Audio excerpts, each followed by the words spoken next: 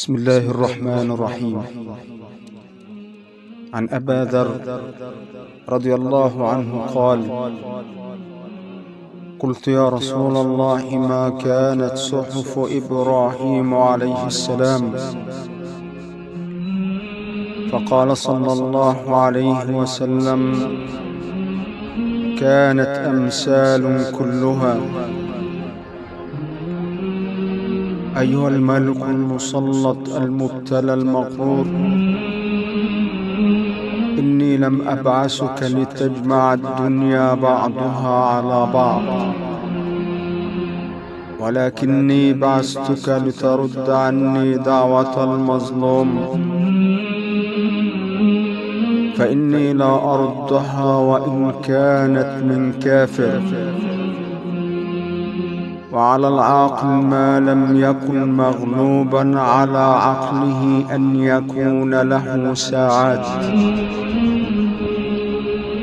فساعة يناجي فيها ربه، وساعة يحاسب فيها نفسه، وساعة يتأمل فيها في صنع الله عز وجل، وساعة يخلو لحاجته من المطعم والمشرب. وعلى العاقل ألا يكون ضاعنا إلا لثلاث: تزود لميعاد، أو مرمة لمعاش، أو لذة في غير محرم. وعلى العاقل أن يكون بصيرا بزمانه، مقبلا على شأنه، حافظا للسانه. ومن حسب كلامه من عمله قل كلامه إلا فيما يعنيه.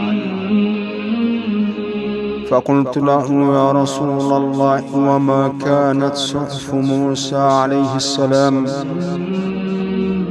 فقال صلى الله عليه وسلم: كانت عبر كلها. عجبت لمن أيقن بالموت ثم هو يفرح، عجبت لمن أيقن بالنار ثم هو يضحك، عجبت لمن أيقن بالقدر ثم هو ينصب، عجبت لمن رأى الدنيا وتقلبها بأهلها واطمأن إليها، عجبت لمن أيقن بالحساب غدا ثم هو لا يعمل. فقلت له: يا رسول الله، أوصني. فقال: أوصيك بتقوى الله، فإنها رأس الأمر كله. قلت له: يا رسول الله، زدني. قال: عليك بتلاوة القرآن وذكر الله، فإنه نور لك في الأرض وزخر لك في السماء. قلت له: يا رسول الله، زدني. قال: إياك وكثرة الضحك، فإنه يميت القلب ويذهب بنور الوجه.